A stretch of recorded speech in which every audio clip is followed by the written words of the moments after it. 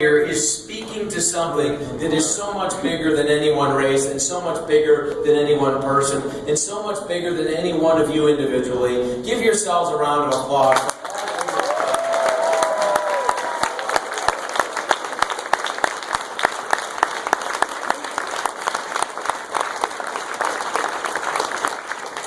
Now, I'll tell you what, 9 months ago, people thought we were crazy.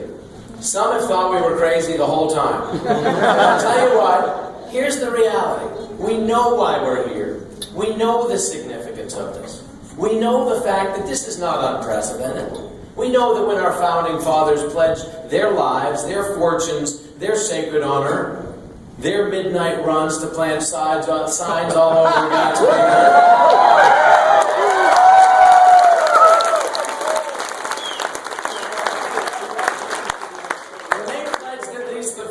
of those things, they meant it. And every one of them gave some or all of the above, and every one of you has given some or all of the above. And I am humbled by that. I'm just a guy who, frankly, 9 months ago, most of you wouldn't have known from a hole in the ground. And yet here I stand as the votes are coming in. This was much closer than many people anticipated it would have any chance of being. And while even now not 50% of the votes are yet in, we're not going to win this race, and that's all right. I've spoken to Mitch McConnell, and we've conceded the fact that he's going to have the votes to win this race. And that's certainly not the conversation we wanted to have when we were here. There's no question about that.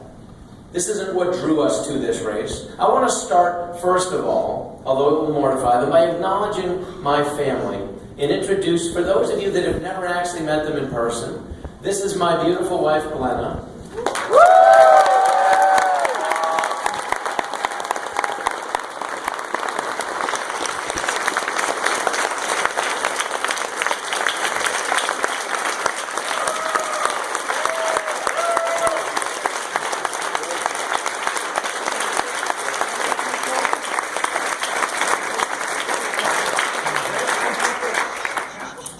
I shouldn't have turned around. That was a big mistake. I was doing great, actually. I was doing really well until I turned around and looked at her. I am so blessed. I am so blessed by an extraordinary wife, an extraordinary mother, somebody who has poured herself into this in ways that have truly been above and beyond. And I'm blessed by 9 beautiful children. Awesome children. Attentive, well-behaved, able to act as if I'm still interesting when they've heard the same thing 400 times. They're extraordinary.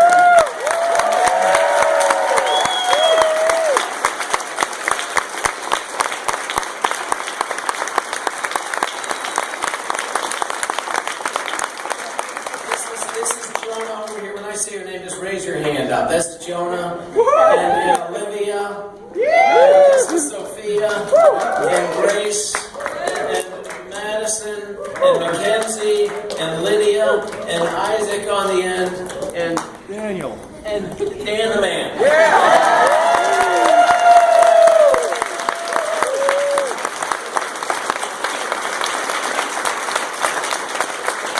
You know, this is not a path that any of us sought out. It is not a path that we sought out. And it's amazing how things unfold and things turn out to be ways that you never would have anticipated. And we have truly been, as best we've been able, obedient to what it is that we were supposed to be doing. And so we find ourselves standing here before you 9 months after starting an adventure that we couldn't have even imagined. And the places we've gone and the people we've seen, it's almost starting to sound like a Dr. Seuss book. Really and truly, the places we have been, the places you'll go. We've driven over 48,000 miles in the last 9 months. We've seen every corner of Kentucky. And I'll tell you what, we are blessed to live in an extraordinary state. We really are.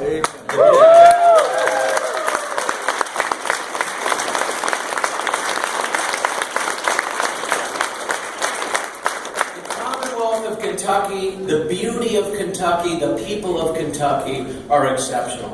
And we have been blessed to interact with them to the degree that we have in recent months. We really have.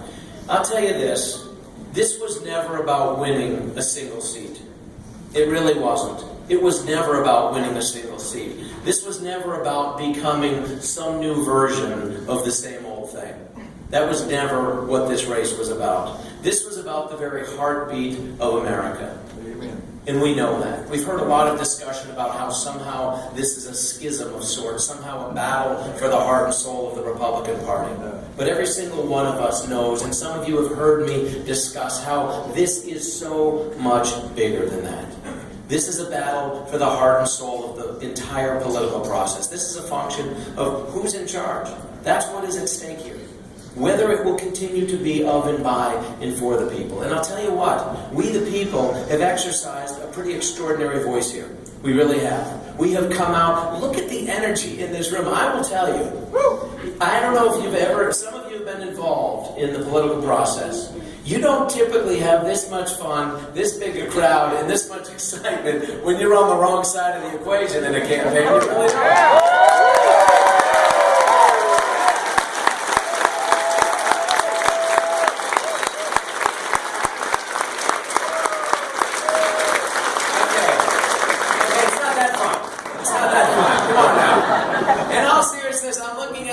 I'm seeing some of the very same people wearing the exact same hats that they were wearing at Fancy Farm many months ago. And I tell you, these are the kind of things that give me, I tell you, the faces that I'm seeing in this room, the people that I've met, the friendships that I've developed, I'm grateful for. I will tell you, this whole race has largely been about exercising our right to vote, exercising our right to have our voices heard. This is about choice, it's about competition. I'm asking each of you here, and I know there's a lot of disappointment, and nobody more than myself. I've poured my entire life into this for the last 9 months.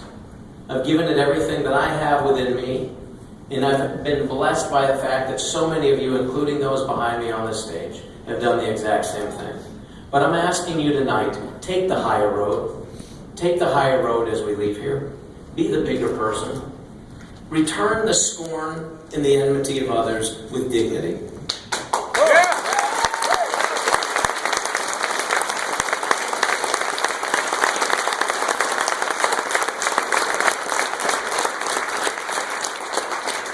If we as voters, if we as a party, if we as citizens of this great nation, if we return fire for fire, then we will burn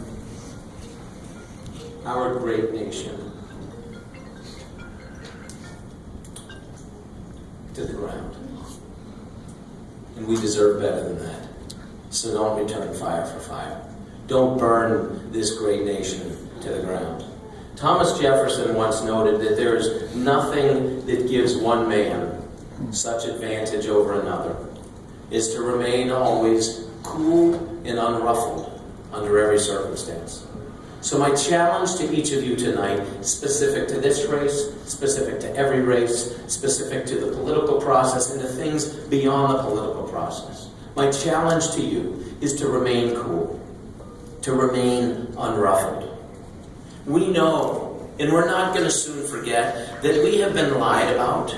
We know that we've been boxed out. We know that we've been ridiculed. We know that we've been mocked and scorned, often by people who've never even met us. And by us, I mean every one of us in this room. And yet, we have held our heads high through this process. And you can feel good about that. You have held your heads high, and we have fought on. And we fought on because we're fighting for a higher purpose than ourselves. We fought on because this is bigger than one race. This is bigger than one Senate seat. This is bigger than just another political contest. This is bigger than anything that we have been involved in, perhaps, for many of us on a number of fronts, because this is about the future of the United States of America. That's what this has been about.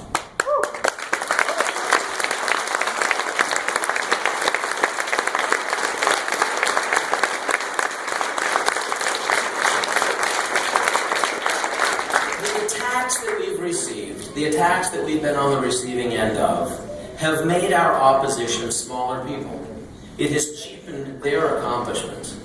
and it has weakened the foundation of their platform, and it has eroded our faith in the political process and in our political leaders. And this, in fact, and in turn, has undermined the very pillars of our great nation. Because when threads are pulled from a tapestry, it distorts the beauty, it damages the integrity, and it's difficult to restore. Difficult, but not impossible.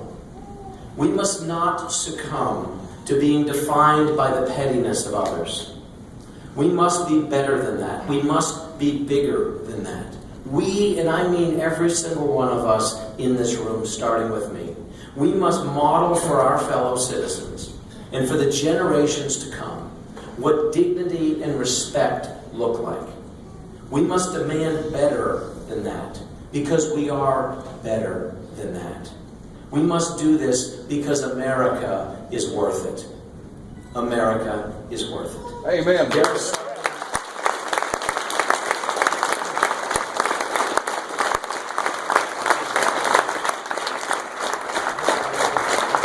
something powerful about one nation under God, indivisible.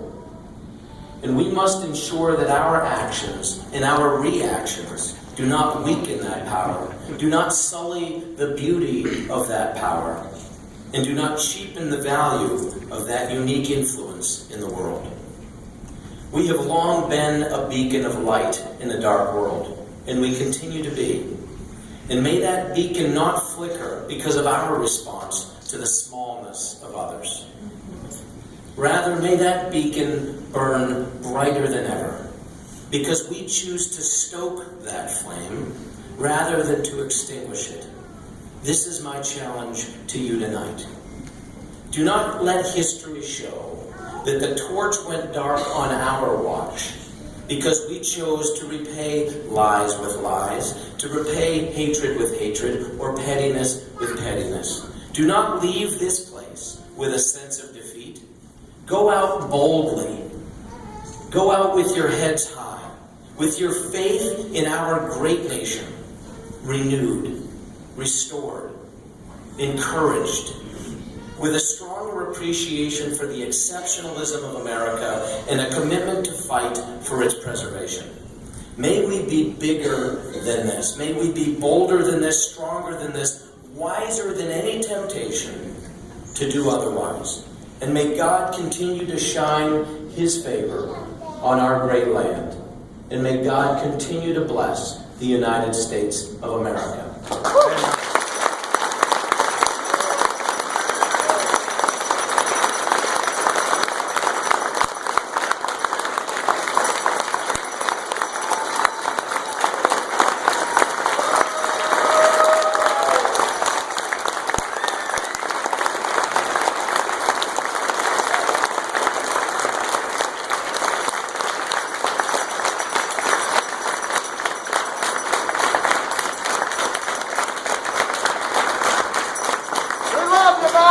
Thank you. I'll tell you what, the love is mutual. I look around this room, I see the distance that people have come, the effort that they have poured in.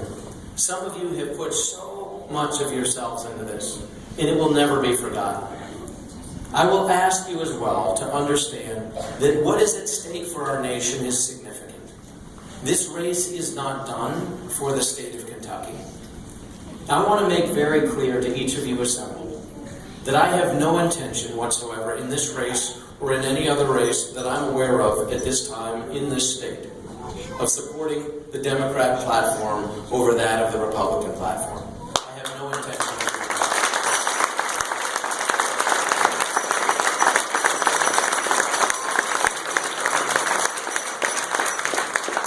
that. There is much that ails us as a nation, as a state, as communities, as individuals, in our homes, in our schools, in our churches. The very fabric of this nation is being stretched, and we know that. But it is not going to help it at all if we find ourselves contributing to that shredding of the fabric. And so my challenge to you is, as we said earlier, rise up. Go out of here boldly. Be part of the solutions for this great nation. We need solutions. And it saddens me to say that there is zero chance that the solutions for what ails us is going to come from the Democrat Party. There's